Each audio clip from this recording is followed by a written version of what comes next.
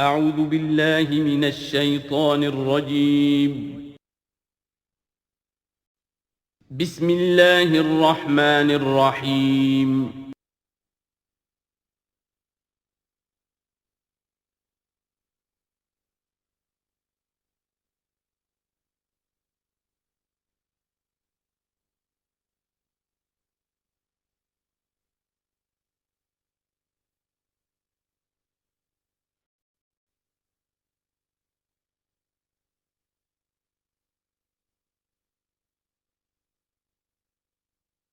اعوذ باللہ من الشیطان الرجیم بسم اللہ الرحمن الرحیم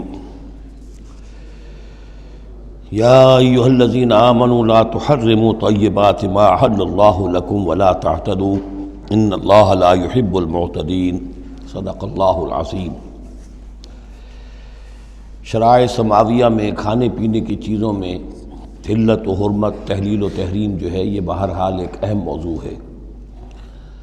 یہ موضوع آپ کو یاد ہوگا سورہ بقرہ سے چل رہا ہے مسلسل، کہ جو مشرکانہ اوہام کی وجہ سے ان کے ہاں بہت سی چیزوں کے بارے میں نسل بعد نسل کچھ چیزیں ذہنوں میں بیٹھ گئی تھیں کہ یہ چیزیں حرام ہیں، اور یہ کہ اس قسم کی چیزیں جو ہیں پھر ذہنوں سے، دلوں سے، مزاجوں سے نکلنے میں بہت وقت لیتی ہیں اور بار بار جو ہے اس کی طرف توجہ دلانی پڑتی ہے۔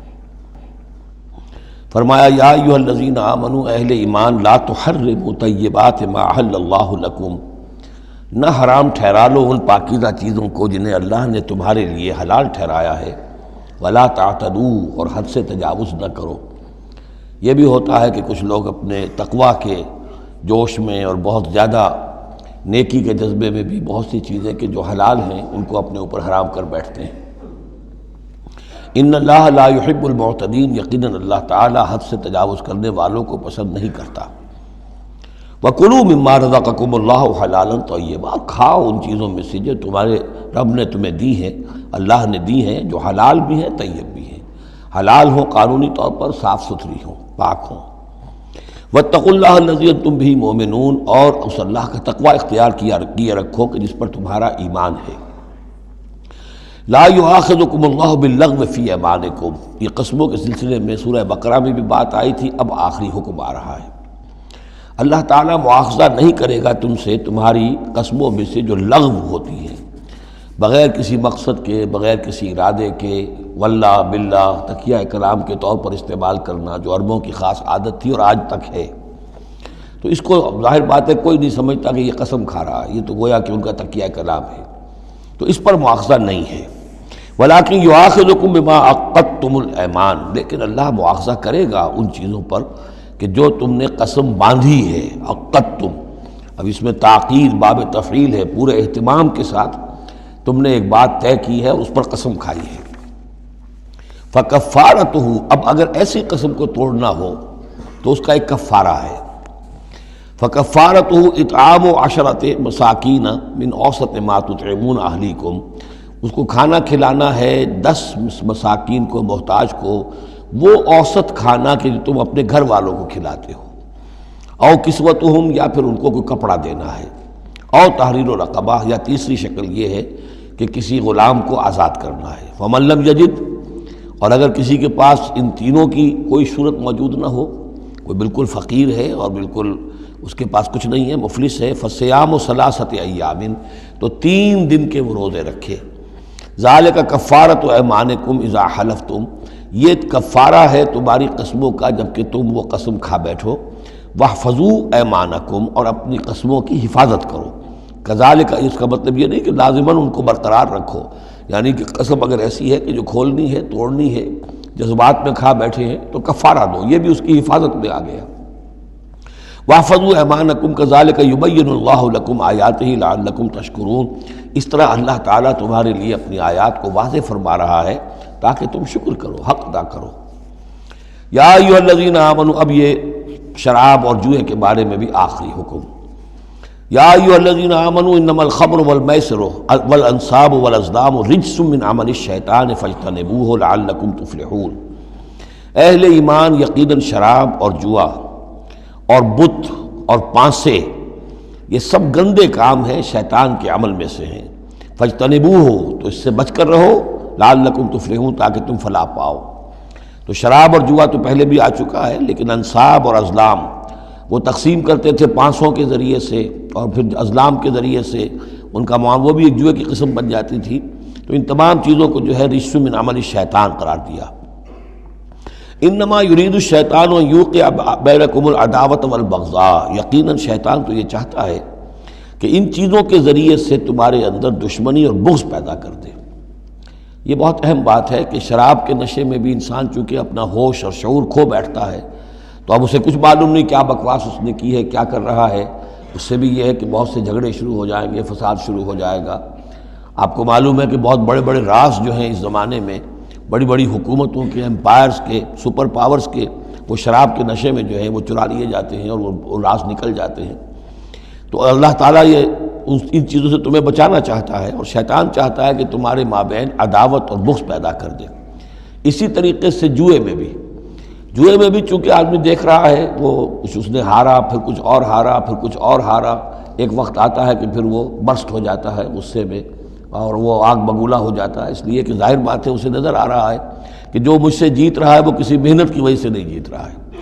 اگر تو کوئی محنت ہو، کوئی کوشش ہو، کسی نے کمایا ہو، تو ظاہر بات ہے اسے انسان گرج نہیں کرتا کہ ٹھیک ہے اس نے محنت کی ہے اور اس نے مجھ سے یہ مزدوری لی ہے یا مجھ سے یہ کمائی حاصل کی ہے۔ لیکن یہ کہ ایک وقت آتا ہے کہ پھر جواری جو ہے وہ آپے سے باہر ہو جاتا ہے۔ انما یرید الشیطان ان یوقع بینکم العداوۃ والبغضاء فی الخمر والمیسر، شیطان تو یہ چاہتا ہے کہ اس شراب اور جوئے کے ذریعے سے تمہارے اندر، تمہارے مابین دشمنی اور بیر پیدا کر دے، اور اس سے بھی آگے وہ یصدکم عن ذکر اللہ وعن الصلاۃ، اور یہ کہ تمہیں روکے رکھے اللہ کی یاد سے اور نماز سے۔ یہ معاملہ بھی شراب کا تو بالکل واضح ہے، لیکن یہ کہ جوئے میں بھی یہ ہوتا ہے کہ ایک آدمی دفعہ اس میں لگ جائے تو پھر یہ ہے کہ وہاں سے نکلنا مشکل ہوتا ہے۔ جیسے تاش کا معاملہ ہے یا اور شطرنج ہے، یہ کھیل ایسے ہیں کہ جن کے اندر لگ کر پھر انسان جو ہے ان چیزوں سے غافل ہو جاتا ہے۔ فَهَلْ أَنْتُمْ مُنْتَهُونَ، تو اب باز آتے ہو یا نہیں؟ یہ انداز جو ہے یہ بڑا سخت ہے۔ اس میں پس منظر میں کیا ہے کہ تمہیں سب سے پہلی بات جو کہی گئی تھی، یسألونک عن الخمر والمیسر قل فیہما اسم کبیر ومنافع للناس واسمہما اکبر من نفعہما، تو تمہیں سمجھ لینا چاہیے تھا، اسی وقت بات آ جانا چاہیے تھا۔ جو رخ تھا اللہ تعالیٰ کی جو مصلحت تھی، شریعت کا جو رخ تھا وہ تو واضح ہو گیا تھا۔ خیر چلیے اس پر بھی تم نے نہیں مانا، پھر اگلا قدم ہم نے اٹھایا اور کہا کہ اگر شراب کے نشے میں ہو تو نماز کے قریب نہ جاؤ۔ اس سے تو پھر اب پوری طریقے سے واضح ہو جانا چاہیے تھا کہ دین کی اہم ترین چیز جو ہے وہ نماز ہے، صلاۃ و عماد الدین، دین کا ستون ہے، اور یہ جو شے ہے وہ ہمیں نماز سے روک رہی ہے، تو تمہیں چھوڑ دینا چاہیے تھا۔ بہرحال اب یہ کہ آخری بات ہماری طرف سے آ گئی ہے، فَهَلْ أَنْتُمْ مُنْتَهُونَ، تو اب بھی باز آؤ گے کہ نہیں؟ وَأَطِيعُوا اللَّهَ وَأَطِيعُوا الرَّسُولَ، اور اطاعت کرو اللہ کی اور اطاعت کرو رسول کی صلی اللہ علیہ وسلم، وَاحْذَرُوا، اور بچتے رہو۔ فَإِن تَوَلَّيْتُمْ فَاعْلَمُوا أَنَّمَا عَلَىٰ رَسُولِنَا الْبَلَاغُ الْمُبِينُ، اور اگر تم پھر جاؤ گے، پیٹھ موڑ لو گے، ہمارے اس حکم سے سرتابی کرو گے، فَاعْلَمُوا، تو جان لو، أَنَّمَا عَلَىٰ رَسُولِنَا الْبَلَاغُ الْمُبِينُ، کہ ہمارے رسول پر تو ذمہ داری ہے صاف صاف پہنچا دینے کی۔ یہ حکم اللہ کا ہے، اللہ کا حکم پہنچانا رسول کے ذمہ تھا، رسول نے پہنچا دیا، اپنا کام کر دیا۔ اب معاملہ ہوگا اللہ کا اور تمہارا، اللہ تم سے نپٹے گا، تم سے حساب لے گا۔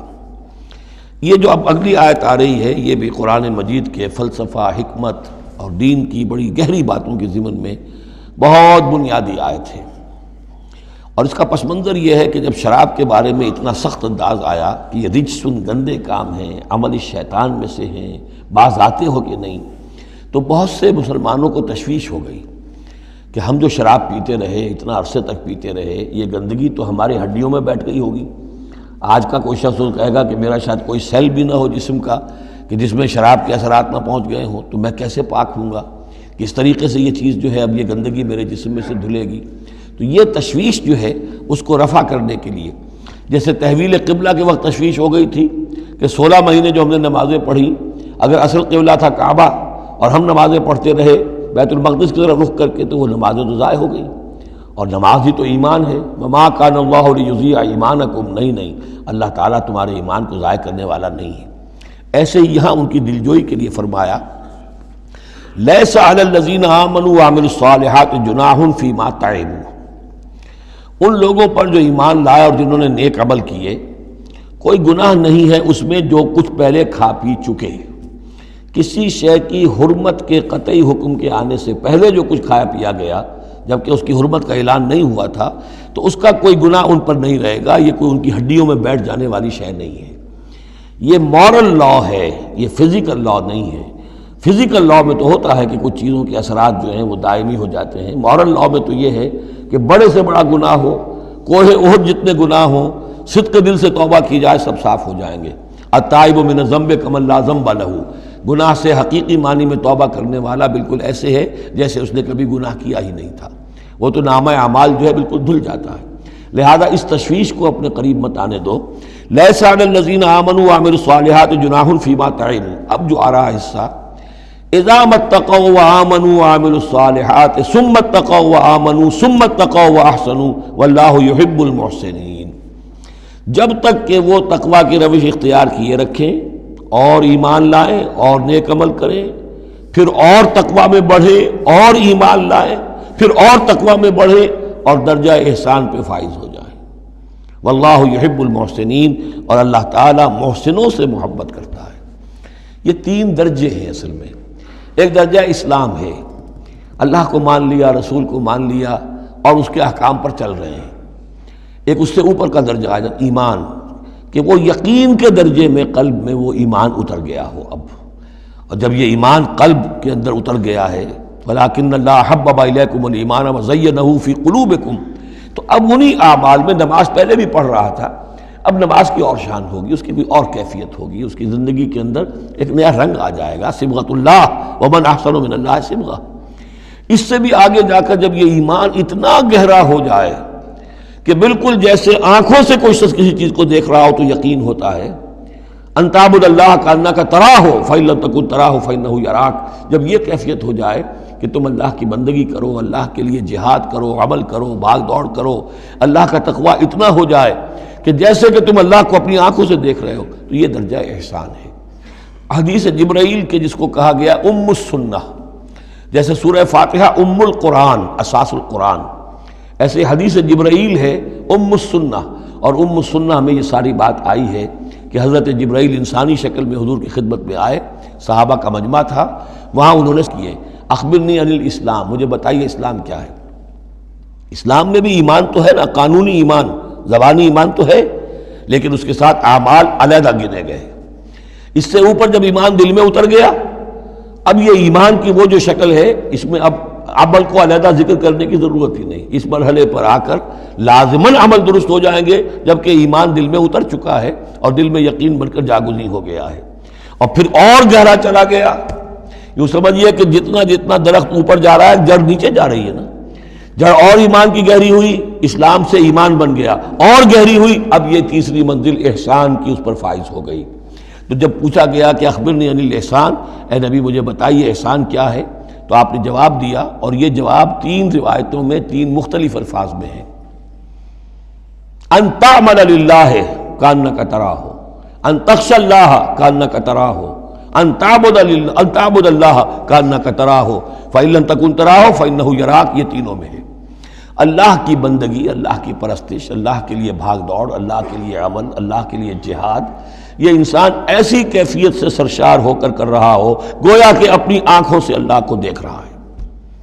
تو جب اللہ سامنے ہوگا تو کیسے کچھ ہمارے جذبات عبدیت ہوں گے, کیسی کیسی ہماری قلب کی کیفیات ہوں گی. اس دنیا میں بھی یہ کیفیت حاصل ہو سکتی ہے, لیکن یہ اگر بہت کم لوگوں کو حاصل ہو تو اس سے ایک نچلا درجہ بھی ہے احسان کا, کہ کم سے کم یہ بات ہر وقت مستحضر رہے کہ اللہ مجھے دیکھ رہا ہے.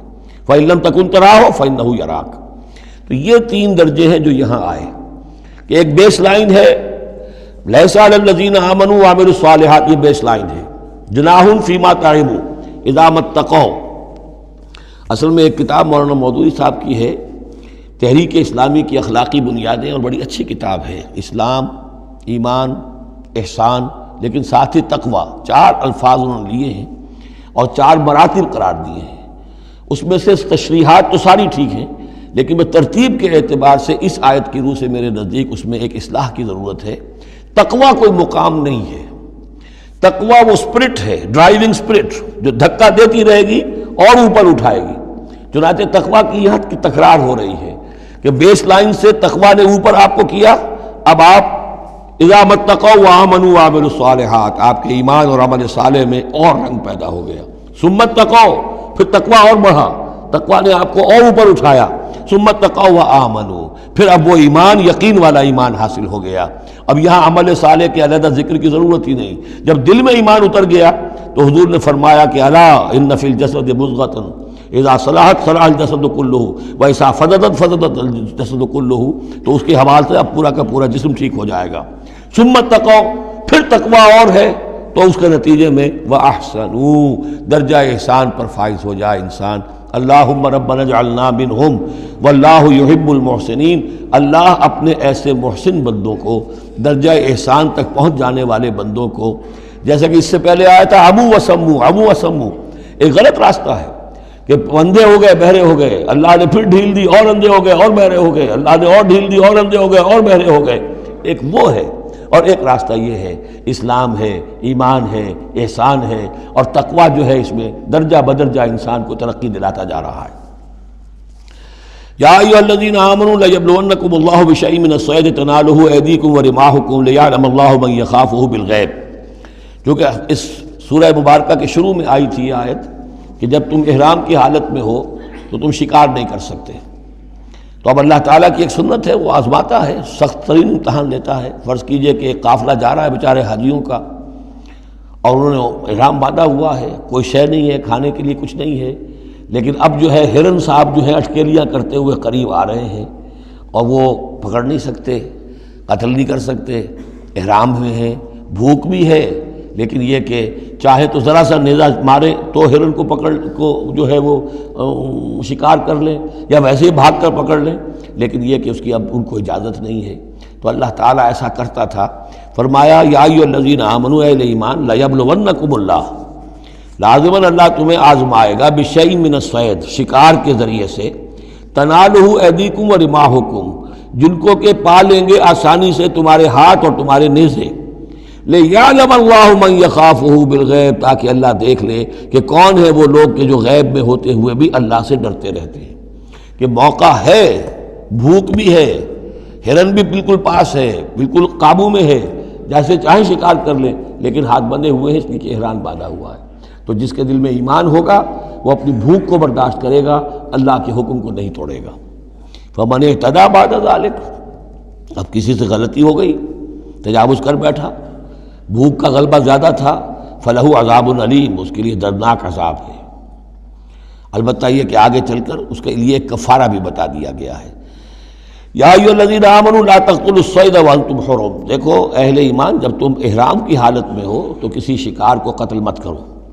ومن قتلہ منکم، تو جو کوئی تم میں سے انہیں قتل کر بیٹھے، شکار کر بیٹھے، جان سے مار بیٹھے، متعمدن، جان بوجھ کر، فجزاء مثل ما قتل من النعم، تو پھر اس کا کفارہ ہوگا ویسا ہی ایک حیوان، ویسا ہی ایک چوپایا اللہ کی راہ میں صدقہ کیا جائے، اور وہ اس کا گویا کہ کفارہ بنا دیا جائے۔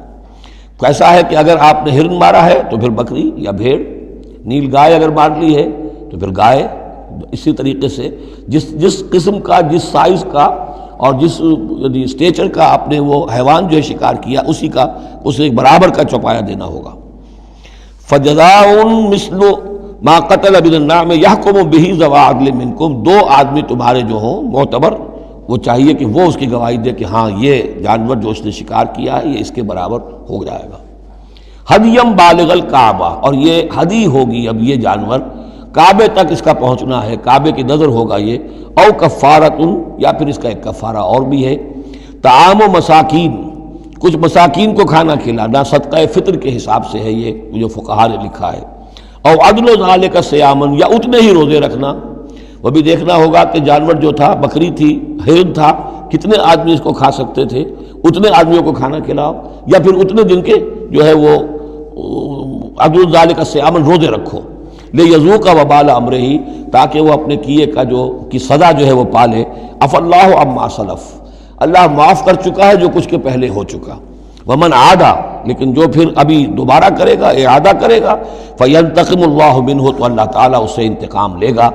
واللہ عزیز ذو انتقام، اور یقیناً اللہ تعالیٰ زبردست ہے، انتقام لینے والا، بدلہ لینے والا۔ احل لکم صید البحر وطعامہ متاعا لکم، البتہ یہ کہ اگر کشتیوں کے ذریعے سے، جہازوں کے ذریعے سے حاجی لوگ آ رہے ہوں تو ان کے لیے چھوٹ ہے، وہ احرام کی حالت میں بھی جو مچھلی ہے اس کا شکار کر سکتے ہیں۔ احل لکم صید البحر، سمندر کا، دریا کا جو شکار ہے وہ تمہارے لیے حلال کیا گیا، وطعامہ متاعا لکم وللسیارہ، اور اس کا جو دریا کا کھانا ہے وہ تمہارے لیے بہت اچھا جو ہے فائدے کی چیز ہے، اور سب مسافروں کے لیے۔ اور آج آپ کو معلوم ہے کہ یہ سی فوڈ جو ہے یہ دنیا میں کس قدر یعنی اب معروف بھی ہے، محبوب بھی ہے، مقبول بھی ہے، اور بہت سی برائیوں سے اور بیماریوں سے بچانے والا بھی ہے۔ سی فوڈ یہ تو اب ایک بڑا سمجھیے کہ پوری دنیا کے اندر غذا کا ایک نیا خزانہ ہے کہ جو سامنے آیا لوگوں کے۔ تو فرمایا وطعامہ متاعا لکم وللسیارہ، اس کا جو طعام ہے جو سمندر کے اندر اللہ نے پیدا کیا ہوا ہے، مچھلیاں ہیں یا اور کوئی اسی طریقے کی اللہ نے تمہارے لیے کھانے کی چیزیں پیدا کی ہیں۔ وحرم علیکم صید البر ما دمتم حرما، لیکن خشکی پر شکار کرنا تمہارے لیے جب تک کہ تم احرام میں ہو حرام کر دیا گیا۔ واتقوا اللہ الذی الیہ تحشرون، اور اللہ کا تقوی اختیار کیے رکھو جس کی طرف کہ تمہیں لازماً جمع کر دیا جائے گا، لے جائے جاؤ گے گھیراؤ کر کے۔ جعل اللہ الکعبۃ البیت الحرام قیاما للناس، اللہ تعالیٰ نے کعبے کو جو بیت الحرام ہے، بزرگی والا گھر ہے، اسے لوگوں کے قیام کا باعث بنا دیا ہے۔ والشہر الحرام، اور شہر حرمت والا شہر بھی اللہ تعالیٰ نے معین کیا ہے۔ والہدیہ، اور قربانی کے جانور، ان کا بھی ذکر ہو چکا ہے اس سورت کے شروع میں۔ والقلائد، اور وہ جانور جن کے گلوں میں پٹے ڈال دیے گئے ہوں نشانی کے طور پر کہ یہ کعبے کے لیے ہدی کے جانور ہیں، یہ سب اللہ تعالیٰ کی طرف سے ہے، اس کی توثیق ہو رہی ہے۔ یعنی یہ کوئی تمہاری جاہلیت کی روایات نہیں ہیں، یہ چیزیں جو ہیں کعبے کی حرمت اور عظمت، اسی طریقے سے شہر حرام، اسی طریقے سے ہدی کے جانور، اور وہ کہ جن کے گلوں میں پٹے پڑے ہوئے ہوں ہدی کے جانور ہونے کے اعتبار سے۔ ذالک لتعلموا ان اللہ یعلم ما فی السماوات و ما فی الارض، یہ اس لیے کہ تم اچھی طرح جان لو کہ اللہ تعالیٰ کو آسمانوں اور زمین کی ہر شے کا علم حاصل ہے۔ ان اللہ بکل شیء علیم، اللہ تعالیٰ ہر چیز کا علم رکھتا ہے۔ اس کے مقابلے میں 4 چیزیں آئیں گی جو ان کے ہاں حرام ہو گئی تھی، ان کو پھر کہا جا رہا کہ اس کے لیے کوئی سند نہیں ہے کتاب میں موجود، وہ بعد میں آئیں گی۔ اعلموا ان اللہ شدید العقاب، جان لو کہ اللہ تعالیٰ سزا دینے میں بہت سخت ہے۔ وان اللہ غفور الرحیم، اور اللہ غفور الرحیم بھی ہے، یعنی اس کی تو دونوں شانیں ہیں۔ اب تم دیکھو کہ تم اپنے آپ کو کس شان کے ساتھ متعلق کر رہے ہو، کس کا مستحق بنا رہے ہو، اس کی عقوبت کا یا اس کی رحمت اور مغفرت کا۔ ما علی الرسول الا البلاغ، ہمارے رسول پر سوائے پہنچا دینے کی کوئی ذمہ داری نہیں، باقی ساری ذمہ داری اب تمہاری ہے۔ واللہ یعلم ما تبدون وما تکتمون، اور اللہ جانتا ہے جو کچھ کہ تم ظاہر کرتے ہو اور جو کچھ کہ تم چھپاتے ہو۔ قل لا یستوی الخبیث والطیب، اے نبی کہہ دیجئے ناپاک اور پاک برابر نہیں ہو سکتے۔ ولو اعجبک کثرت الخبیث، چاہے ناپاک شے کی کثرت جو ہے وہ تمہاری آنکھوں کو اچھی لگے۔ آدمی تو چاہتا ہے بہتات ہونی چاہیے بس ہر چیز کی، ناجائز حرام سے آیا ہوا مال ہو جمع ہو گیا ہے اچھا لگے گا آپ کو، ہے خبیث ہوں۔ تو خبیث اور طیب برابر نہیں ہو سکتے، چاہے کثرت جو ہے خبیث کی وہ جو آنکھوں کو چکا چوندھ تو کرتی ہے، نظر کو خیرہ کرتی ہے، چمک تہذیب حاضر کی۔ فاتقوا اللہ یا اولی الالباب لعلکم تفلحون، تو اللہ کا تقوی اختیار کرو اے ہوش مندو تاکہ تم فلاح پاؤ۔ یا ایھا الذین آمنوا لا تسألوا عن اشیاء ان تبد لکم تسؤکم، اہل ایمان ان چیزوں کے بارے میں سوال نہ کرو کہ وہ اگر تم پر کھول دی جائیں، واضح کر دی جائیں تو تمہیں اچھی نہیں لگیں گی، تمہیں بری لگیں گی۔ بعض چیزوں کی طرف سے اللہ تعالیٰ نے خود خاموشی اختیار کی ہوتی ہے، خام خواہ سوال کر کر کے اور اس کو اپنے اوپر جو ہے ذمہ داری کو بڑھا لینا، یہ بھی ایک جو خاص قسم کی مذہبی ذہنیت ہوتی ہے، کھودنے کریدنے کی اور بال کا کھال اتارنے کی، اس کا نتیجہ یہ نکلتا ہے۔ چنانچہ حج کے بارے میں جب آیت نازل ہوئی وَلِلَّهِ عَلَى النَّاسِ حِجُّ الْبَيْتِ مَنِ اسْتَطَاعَ إِلَيْهِ سَبِيلًا، یہ سورہ آل عمران میں ہم پڑھ آئے ہیں۔ تو ایک صاحب کھڑے ہو گئے کہ حضور کیا ہر سال فرض ہے؟ حضور نے سوال سن لیا لیکن سنا انسنا کر دیا، دوسری طرف رخ کر لیا۔ اب وہ ادھر تشریف لے آئے، حضور کیا ہر سال فرض ہے؟ حضور نے پھر جو ہے مجھ سے اغماض برتا، پھر آپ نے رخ موڑ لیا، تیسری مرتبہ پھر آپ ناراض ہوئے کہ دیکھو اگر میں ہاں کہہ دوں تو قیامت تک کے لیے ہر سال حج فرض ہو جائے گا، جس چیز کے اندر اللہ تعالیٰ نے اجمال رکھا ہے اس میں تمہاری اس میں بہتری ہے. جو شخص ہر سال کر سکتا ہو کرے، لیکن یہ کہ فرضیت جو ہے اس کے ساتھ ہر سال کی قید اللہ نے نہیں لگائی. تم سوال کر کر کے اپنے لیے تنگی پیدا کر لو. جیسے وہ گائے کے بارے میں کیسا رنگ ہو اور کیا اس کی عمر ہو اور کیسی گائے ہو، یہ ساری چیزیں اسی طرح کی ہیں. لیکن یہ کہ ان تسألوا عنہا حین ینزل القرآن تبد لکم، اگر تم سوال کرو گے جبکہ ابھی قرآن کا نزول جاری ہے تو وہ ظاہر کر دی جائے گی. اللہ تعالیٰ نے اپنی حکمت کے تحت اس کے اوپر پردے ڈالے ہوئے ہیں. وہ سمجھتا ہے کہ اس میں تمہارے لیے تنگی ہو جائے گی، بہت زیادہ ہو جائے گا، لیکن اگر سوال کرو گے تو پھر وہ ظاہر کر دی جائے گی. عفا اللہ عنہا، اللہ تعالیٰ نے اس میں درگزر سے کام لیا ہے، تو پر نرمی کی ہے. یہ کسی نسیان کی وجہ سے نہیں ہے، بھول کی وجہ سے نہیں ہے، غلطی کی وجہ سے نہیں ہے، معاذ اللہ. واللہ غفور حلیم، اللہ غفور ہے اور حلم والا ہے. قد سألها قوم من قبلکم ثم اصبحوا بها کافرین، تم سے پہلے کی قوم یہ اہل کتاب جو ہے اسی قسم کے سوال کرتے رہے اور پھر یہ کہ وہ اس کے انکار کرنے والے بن گئے. اب یہاں وہ چار چیزیں بھی آ رہی ہیں کہ جو ان کے ہاں بہت زیادہ مقدس ہو گئی تھی.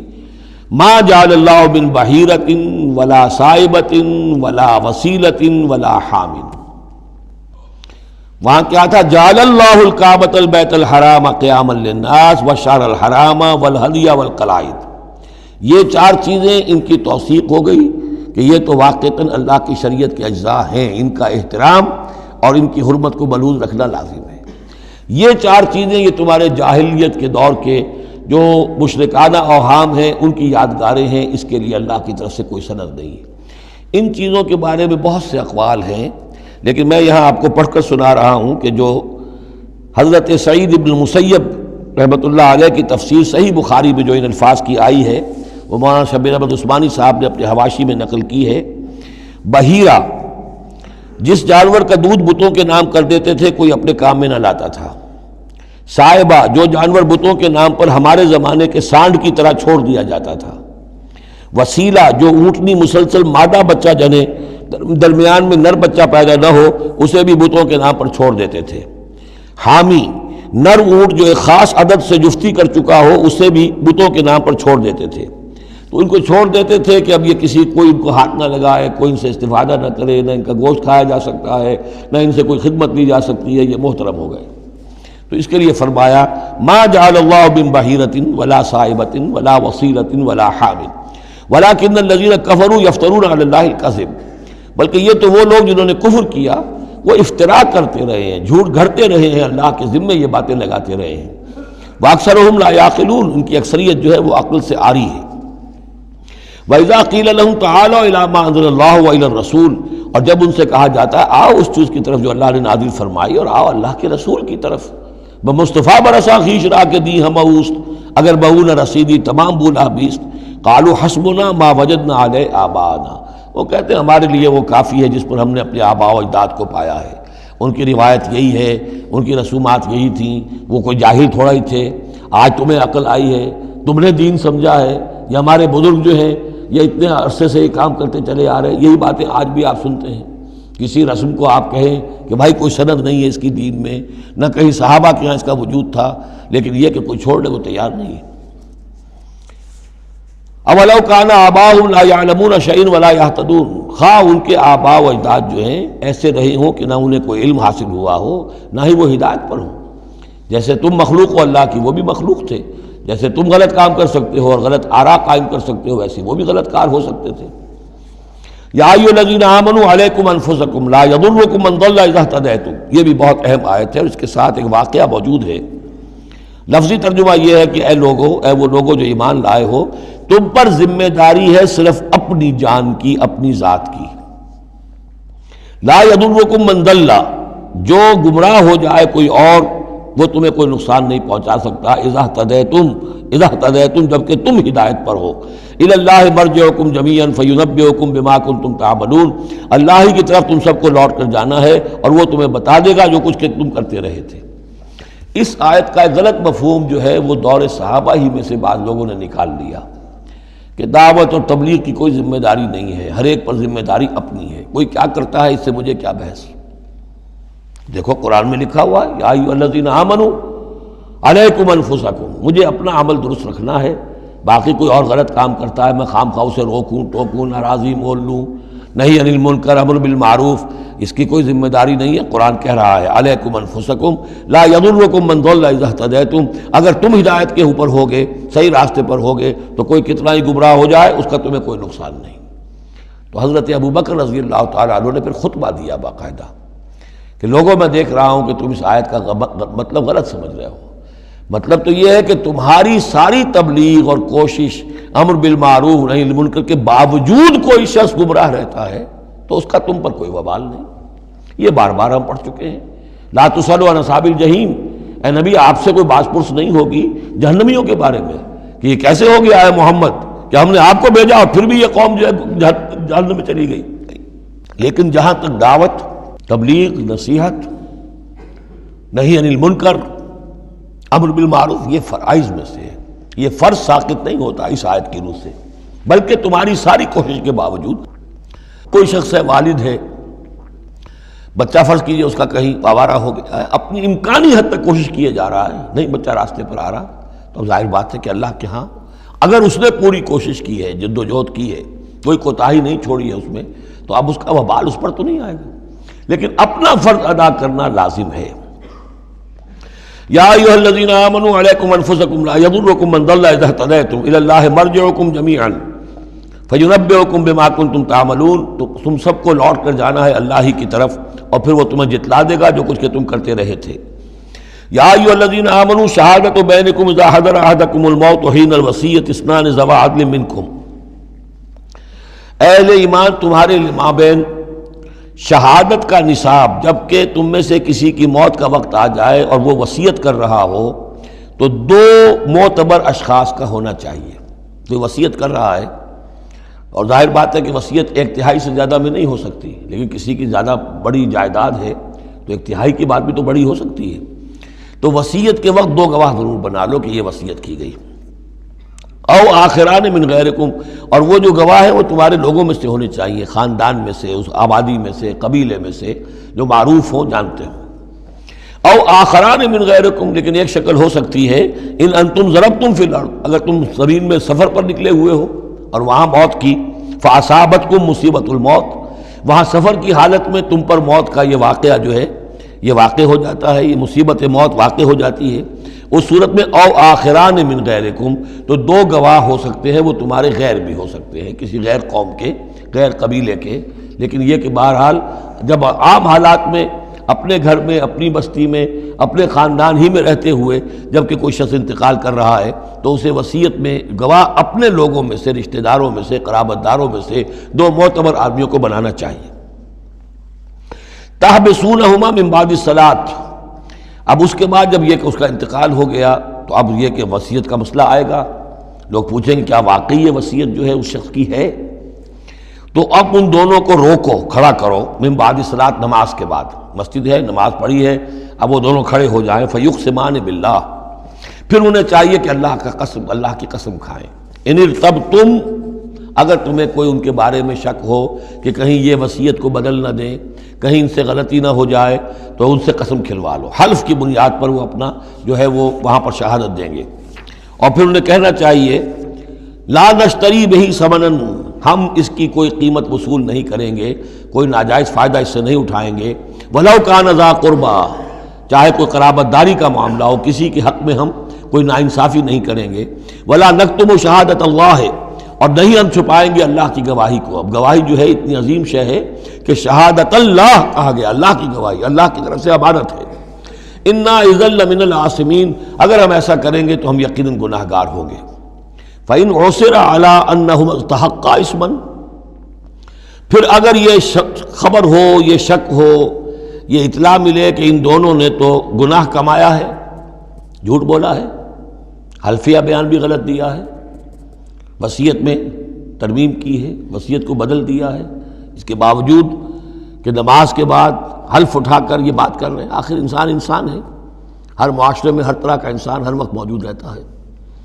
فآخران یقومان مقامہما، تو اب دو اور لوگ کھڑے ہوں جو کہ ان کی جگہ پر اب کھڑے ہوں، من الذین استحق علیہم العریان، کہ جن کے حق کو تلف کیا ہے ان پہلوں نے، وہ کھڑے ہوں گے اب کہ ہمارا حق یہ لوگ تلف کر رہے ہیں، وصیت کے اندر انہوں نے خیانت کی ہے۔ فیقسمان باللہ، اب وہ قسم کھائیں گے اللہ کی، لشہادتنا احق من شہادتہما، ہماری گواہی زیادہ حق ہے، برحق ہے، صحیح ہے، درست ہے ان کی گواہی سے، وما اعتدینا، اور ہم نے ہرگز کوئی زیادتی نہیں کی ہے، انا اذا لمن الظالمین، یقیناً اس صورت میں ہم ظالم ہوں گے۔ ذالک ادنا، یہ طریقہ کار قریب تر ہے اس سے، ان یاتوا بالشہادۃ علی وجہہا، کہ لوگ شہادت کو بالکل صحیح فیس ویلیو پر پیش کریں، کیونکہ انہیں یہ معلوم ہوگا کہ ہم نے جھوٹی قسم کھا بھی لی، تب بھی جو دوسرا فریق ہے وہ بھی اگر قسم اٹھا گیا تو ہماری وہ جھوٹی قسم جو ہے وہ بھی ضائع ہو جائے گی، لہذا وہ پھر اس کی ہمت نہیں کریں گے۔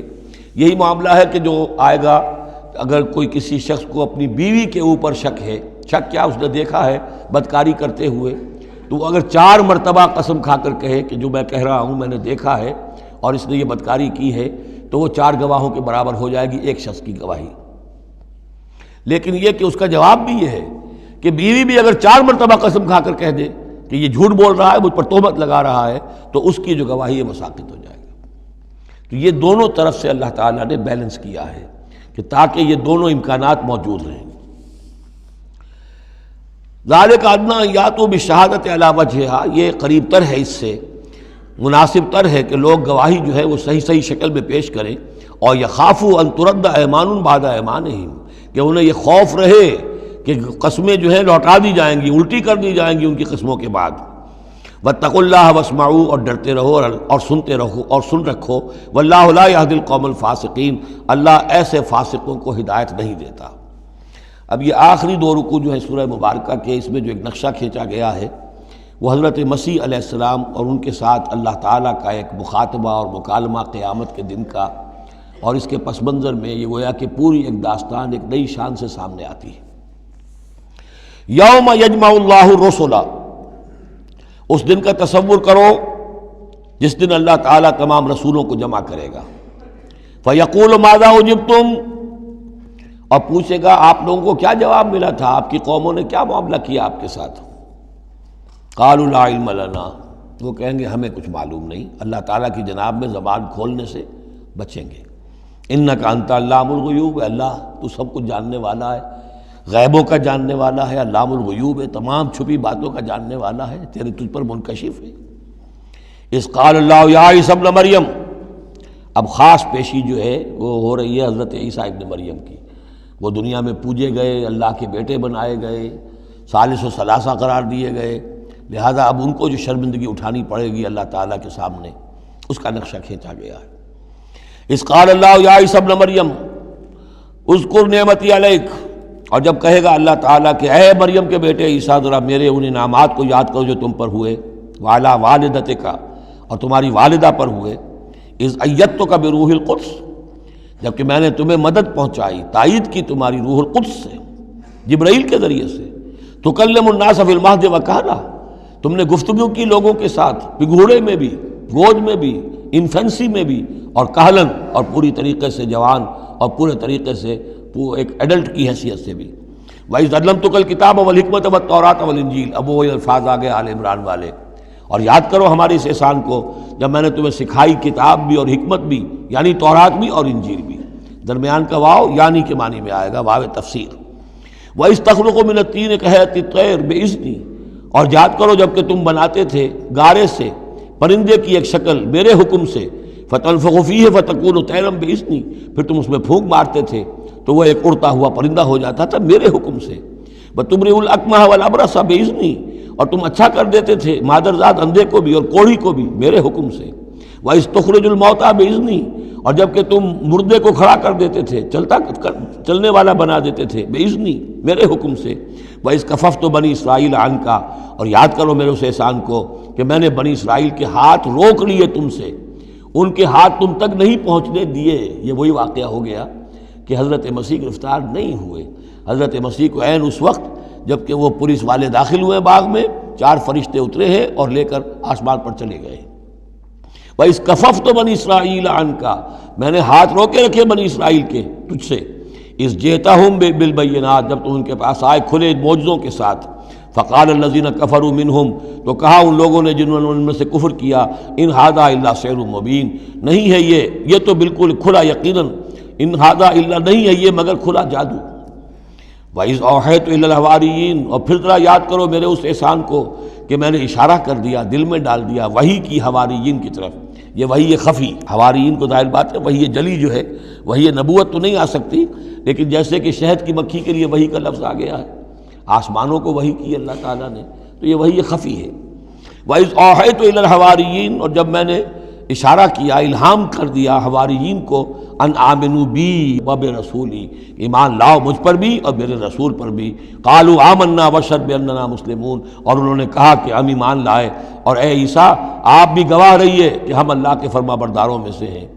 اذ قال الحواریون، اور ذرا یاد کرو اس واقعے کو جب کہ حواریین نے یہ کہا، یا عیسیٰ ابن مریم، اے عیسیٰ مریم کے بیٹے، حل تستطیع ربک، کیا آپ کے رب کو یہ قدرت حاصل ہے، ان ینزل علینا مائدۃ من السماء، کہ ہم پر آسمان سے ایک دسترخوان اتر آئے۔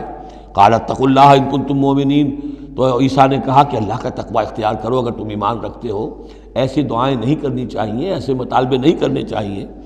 قالوا نرید ان ناکل منہا، انہوں نے کہا نہیں، ہم چاہتے ہیں کہ آسمان سے ایک خوان اترے اور اس میں ہمارے لیے غذا ہو اور ہم اس میں سے کھائیں۔ وتطمئن قلوبنا، اور ہمارے دل بالکل مطمئن ہو جائیں۔ یعنی وہ ایسی بات ہو گئی جیسے حضرت ابراہیم نے کہا تھا ارنی کیف تحیی الموتیٰ، اس طرح کا کوئی مشاہدہ وہ بھی مانگ رہے تھے۔ وَنَعْلَمَ، اور ہمیں یہ معلوم ہو جائے پوری طریقے سے، ان قد صدقتنا، کہ آپ نے جو باتیں بھی ہم سے کہی ہیں بالکل سچی ہیں، کسی شک و شبے کی کوئی گنجائش نہیں۔ وَنَكُونَ عَلَيْهَا مِنَ الشَّاهِدِينَ، اور ہم ان تمام باتوں پر پورے گواہ بن جائیں، ہمیں وہ یقین کامل حاصل ہو جائے کہ پھر ہم آپ کی جانب سے جب تبلیغ کریں لوگوں کے اندر تو ہمارے اپنے دل میں کہیں کسی شک و شبے کا کوئی کانٹا چبھا ہوا باقی نہ رہ گیا ہو۔ قال عیسیٰ ابن مریم، تو اس پر حضرت عیسیٰ ابن مریم نے دعا کی، اللہم ربنا انزل علینا مائدۃ من السماء، اے اللہ، اے ہمارے رب اتار دے ہم پر ایک دسترخوان، ایک خوان بھرا ہوا آسمان سے، تکون لنا عیدن، وہ ہمارے لیے ایک عید بن جائے گا، جشن کی بات ہو جائے گی، آسمان سے خاص تیرے ہاں سے کھانا ہمارے لیے آئے، لأولنا وآخرنا، ہمارے پہلوں کے لیے بھی پچھلوں کے لیے بھی، وآیۃ منک، اور ایک نشانی بن جائے گی تیری جانب سے، وارزقنا، اور ہمیں رزق عطا فرما، وانت خیر الرازقین، اور یقیناً تو بہترین رزق دینے والا ہے۔ قال اللہ، اللہ نے جواباً ارشاد فرمایا، انی منزلها علیکم، ٹھیک میں نازل کر دوں گا وہ تم پر، فمن یکفر بعد منکم، لیکن پھر اس کے بعد جو کوئی کفر کی روش اختیار کرے گا، فانی اعذبہ عذابا لا اعذبہ احد من العالمین، پھر اس کو میں وہ عذاب دوں گا جو تمام جہانوں میں کسی اور کو نہیں دوں گا۔ یعنی جب اس طرح کا خرق عادت کوئی چیز دکھا دی جائے، کھلا معجزہ، پھر رعایت نہیں ہوتی۔ چنانچہ قوموں کا معاملہ یہی تھا، قوم سمود نے مطالبہ کیا حضرت صالح علیہ السلام سے کہ ابھی اس چٹان میں سے ایک گابن جو اونٹنی برآمد ہو جانی چاہیے، وہ اونٹنی جو ہے برآمد ہو گئی، لیکن اب رعایت نہیں تھی۔ اب اگر ایمان نہیں لاؤ گے تو اب کہہ دیا گیا چند دن ہے تم بس ہو گیا، اب اس کے بعد ختم ہو جاؤ گے۔ اس لیے کہ اس قسم کی نشانیاں دکھانے کے بعد پھر وہ رعایت نہیں رہتی، مہلت ختم ہو جاتی ہے۔ یہ بات بہت تفصیل سے آئے گی سورہ شعراء میں کہ اے نبی یہ جو آپ سے نشانیاں مانگ رہے ہیں اور ہم نہیں دکھا رہے، یہ ان کی خیر خواہی میں، اگر جس قسم کی نشانی یہ مانگ رہے ہیں وہ ہم دکھا دیں گے تو ان کی مہلت ابھی ہمیں ختم کرنی ہوگی، پھر ان کو مزید رعایت نہیں دیا سکے گی۔ اور اس قسم کے معجزے دیکھ کر پہلے بھی کوئی ایمان نہیں لایا، نہ یہ لائیں گے۔ اندر جو فساد ہے نیت کا وہ کہاں انہیں ماننے دے گا۔ نہ قوم صالح نے مانا، حالانکہ ان کو اپنی نگاہوں کے سامنے انہوں نے ایسا معجزہ دیکھ لیا۔ حضرت عیسیٰ کے معجزوں کو یہودیوں نے نہیں مانا، جادو قرار دیا۔ تو معجزے سے ایمان تو کوئی لایا نہیں سوائے وہ جادوگر جو تھے حضرت موسیٰ علیہ السلام سے جن کا مقابلہ ہوا تھا۔ باقی یہ کہ عام قوم جو ہے، فرعون تو ایمان نہیں لایا، فرعون کے جو درباری ہیں وہ ایمان نہیں لائے۔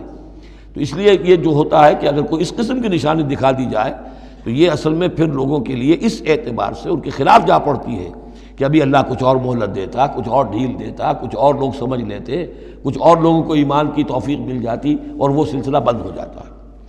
قال اللہ انی منزلها علیکم فمن یکفر بعد منکم، میں نازل تو کر دوں گا تم پر وہ، لیکن پھر اس کے بعد جو کوئی بھی تم میں سے کوئی کفر کی روش اختیار کرے گا، ناشکری کرے گا، فإنی اعذبہ عذابا لا اعذبہ احد من العالمین، تو پھر اس کو عذاب وہ دوں گا جو تمام جہانوں میں کسی اور کو نہیں دوں گا۔ وَإِذْ قَالَ اللَّهُ يَا عِيسَى ابْنَ مَرْيَمَ، اب یہ آخری ڈراپ سین ہے اس کا اور بہت سخت ہے یہ. اور جب کہے گا اللہ تعالیٰ اے مریم کے بیٹے عیسیٰ، أَأَنْتَ قُلْتَ لِلنَّاسِ اتَّخِذُونِي وَأُمِّيَ إِلَٰهَيْنِ مِن دُونِ اللَّهِ، کیا تم نے کہا تھا لوگوں سے کہ مجھے اور میری ماں کو بھی الہ بنا لینا، معبود بنا لینا اللہ کے سوا؟ تم نے کہا تھا. قال سبحانک، حضرت عیسیٰ فرمائیں گے، عرض کریں گے اللہ تو پاک ہے. ما یکون لی ان اقول ما لیس لی بحق، میرے لیے کیسے ممکن تھا کہ میں وہ بات کہتا جس کے کہنے کا مجھے کوئی حق حاصل نہیں. ان کنت قلتہ فقد علمتہ، اگر میں نے وہ بات کہی ہوتی تو پروردگار وہ تیرے علم میں ہوتی. تعلم ما فی نفسی، تو جانتا ہے جو کچھ میرے جی میں ہے. ولا اعلم ما فی نفسک، میں تو نہیں جانتا جو تیرے جی میں ہے. انک انت علام الغیوب، یقیناً تو تمام غیبوں کا جاننے والا ہے. حقیقت تیری نگاہ کے سامنے تو موجود ہے. ما قلت لہم، میں نے ہرگز ان سے کچھ نہیں کہا الا ما امرتنی بہ، مگر وہی کچھ جس کا کہ تو نے مجھے حکم دیا تھا. ان اعبدوا اللہ ربی و ربکم، اور وہ یہی بات تھی کہ میں نے ان سے یہی کہا تھا کہ پرستش کرو اور بندگی کرو اللہ کی جو میرا بھی رب ہے اور تمہارا بھی رب ہے. وکنت علیہم شہیدا ما دمت فیہم، اور میں تو ان کے اوپر جب تک ان میں موجود تھا ان کا نگران تھا، ان کے اوپر میں ان کی دیکھ بھال کر رہا تھا. یہاں یہ خبردار ہونا نگرانی کرنے کے معنی میں ہے. وَكُنْتُ عَلَيْهِمْ شَهِيدًا مَا دُمْتُ فِيهِمْ فَلَمَّا تَوَفَّيْتَنِي، جب تو نے مجھے اٹھا لیا. اب یہاں بھی توفیتا موت کے معنی میں نہیں ہے، انی متوفی کا، وہ یاد رکھ لیجیے ساری بحث جو میں کل کر چکا ہوں. جب تو نے مجھے اٹھا لیا، كُنْتَ أَنْتَ الرَّقِيبَ عَلَيْهِمْ، تو اس کے بعد تو ظاہر ہے کہ تو ہی نگران تھا ان پر. وَأَنْتَ عَلَىٰ كُلِّ شَيْءٍ شَهِيدٌ، اور یقیناً تو ہر چیز پر نگران ہے، ہر چیز پر گواہ ہے، ہر چیز سے باخبر ہے. ان تعذبہم فإنہم عبادک، اگر تو انہیں عذاب دے تو وہ تیرے بندے ہیں، تجھے کل اختیار حاصل ہے، جس طرح چاہے عذاب دے. وإن تغفر لہم، اور اے اللہ اگر تو انہیں بخش دے، فإنک انت العزیز الحکیم، تو زبردست ہے، حکمت والا ہے. یہ بہترین انداز ہے، میں درخواست بھی ہے، معافی کی درخواست بھی ہے. وہ اپنی شفقت، رافت نوع انسانی کے حق میں انبیاء کے اندر جو ہوتی ہے، لیکن اس سے آگے بڑھ کے بھی نہیں کہہ سکتے. مقام عبدیت یہی ہے، العبد عبد وإن ترقى والرب رب وإن تنزل، اختیار تیرا ہے. ان تعذبہم فإنہم عبادک، اے اللہ تو اگر انہیں عذاب دے تو تیرے بندے ہیں، تیری مخلوق ہیں. وإن تغفر لہم، اور اگر تو معاف فرمانا چاہے تو تجھ سے تو کوئی بات پرس نہیں کر سکتا، کوئی جواب طلبی نہیں کر سکتا کہ تو نے کیسے معاف کر دیا. وَإِن تَغْفِرْ لَهُمْ فَإِنَّكَ أَنْتَ الْعَزِيزُ الْحَكِيمُ، تجھے ہر اختیار حاصل ہے، تو زبردست ہے، حکمت والا ہے. قال اللہ هذا یوم ينفع الصادقین صدقہم، اللہ فرمائیں گے. اب جیسے میں نے ڈراپ سین کہا تھا، یہ پوری پیشی جو ہے اس کا آخری نقشہ کیا ہوگا. اللہ فرمائے گا یہ آج کا دن وہ ہے جس دن سچوں کو ان کی سچائی فائدہ پہنچائے گی. قال اللہ هذا یوم ينفع الصادقین صدقہم، ان کا صدق ان کے حق میں مفید ہوگا. لہم جنات تجری من تحتہا الانہار خالدین فیہا ابدا، ان کے لیے باغات ہیں جن کے دامن میں ندیاں بہتی ہوں گی، ان میں وہ ہمیشہ ہمیشہ رہیں گے. فیہا ابدا، رضی اللہ عنہم ورضوا عنہ، اللہ ان سے راضی ہو گیا اور وہ اللہ سے راضی ہو گئے. یہ آخری مقام ہے، رضامندی باہمی، اللہ تم سے راضی، تم اللہ سے راضی. رضی اللہ عنہم ورضوا عنہ، ذالک الفوز العظیم، اور یہی ہے بہت بڑی کامیابی.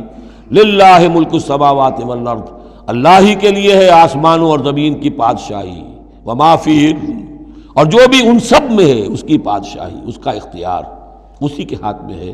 وہو علی کل شیء قدیر، اور وہ ہر چیز پر قادر ہے. یہاں اللہ کے فضل و کرم سے سورہ انعام، سورہ مائدہ ختم ہوئی. نوٹ کر لیجئے، سورہ نساء پر پہلی منزل ختم ہو گئی تھی. سورہ مائدہ پر مکی اور مدنی جو سورتوں کے گروپ سے ان کا پہلا گروپ ختم ہو گیا.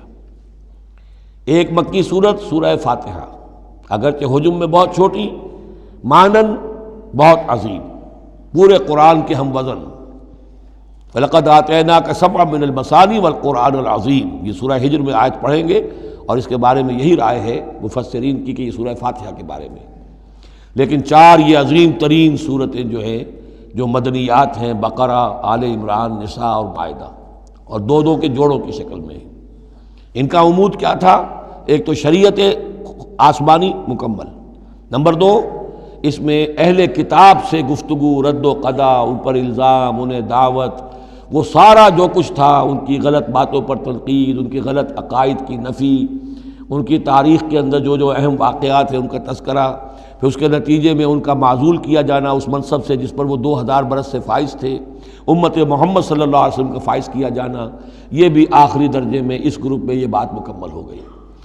اگلا گروپ میں نے پہلے ہی دن آپ کو بتایا تھا کہ اس اعتبار سے بڑا متوازن ہے، اس میں 2 سورتیں مکی ہیں، 2 مدنی ہیں، الانعام الاعراف مکیات، الانفال التوبہ مدنیات۔ ان میں جو تقسیم ہے، جو مکیات ہیں اور مدنیات ہیں اس گروپ کی، اس میں سارا معاملہ ہے مشرکین عرب کے ساتھ۔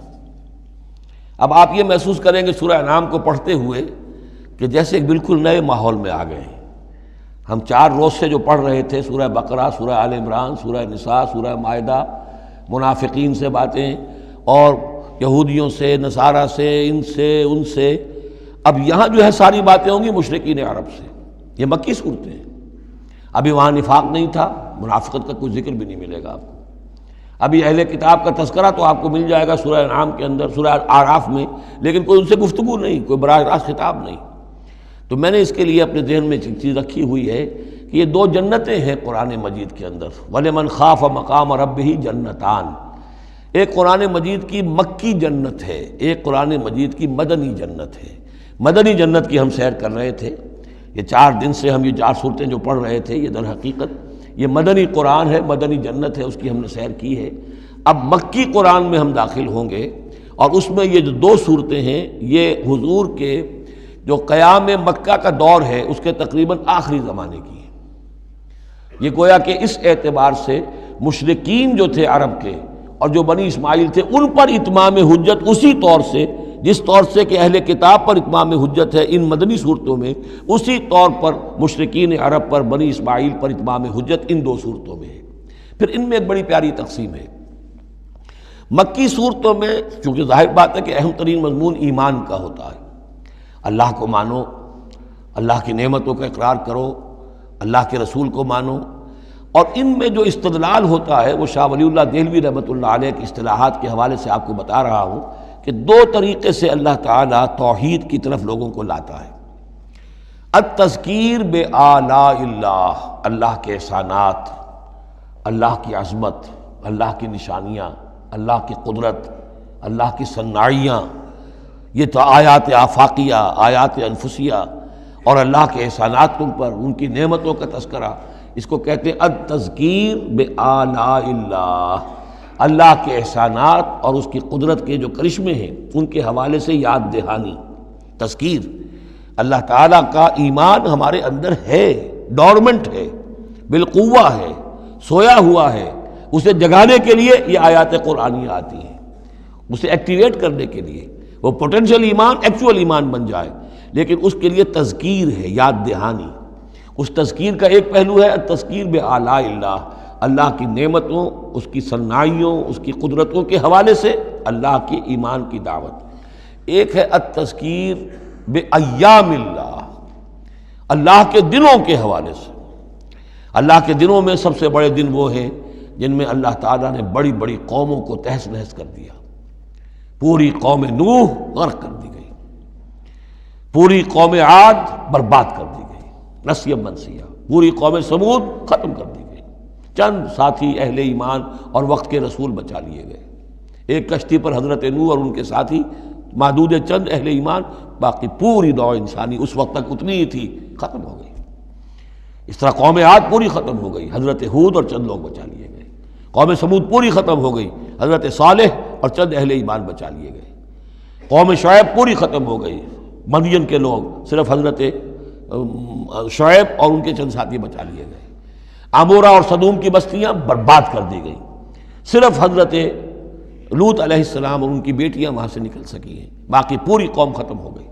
تو یہ ایام اللہ، آل فرعون غرق کر دیے گئے۔ یہ اللہ کی سنت رہی ہے کہ جب بھی کبھی اس نے کسی قوم کی طرف رسول کو بھیجا، نبی نہیں، رسول، جب رسول بھیج دیا گیا اب اگر قوم نے رسول کو رد کر دیا تو پھر اس کے ساتھ رعایت نہیں ہے، پھر وہ قوم ختم کر دی جائے گی، گویا کہ ثابت ہو گیا ان میں کوئی خیر نہیں ہے۔ جیسے آپ کسی باغ میں سے پتے وتے جھاڑ جھکاڑ جمع کر کے آگ لگا دیتے ہیں تو گویا کہ یہ دنیا کے باغ کے اندر اب یہ جھاڑ جھکاڑ ہے، ان میں کوئی خیر رہا ہی نہیں۔ نبی کے رسول کے آنے کے بعد بھی یہ لوگ جو ہیں ان کی آنکھیں نہیں کھلی تو معلوم ہوا کہ اب ان کے اندر کوئی خیر نہیں ہے، تو ان کو ختم کر دیا جائے اور زمین کو پاک کر دیا جائے، یہ زمین کا بوجھ ہے، زمین کے لیے گندگی ہے، پاک کر دیا جائے۔ یہ ایام اللہ ہے جن کا ذکر قرآن مجید میں بار بار آتا ہے۔ اس کے علاوہ ایام کا معاملہ پھر ایک ابتدا ہے، ازل کے اندر کیا ہوا ہے وہ بھی تو یوم ہی ہے نا، ٹائم کے حوالے سے، اور پھر کیا ہوگا ابد میں، آخرت میں کیا ہوگا۔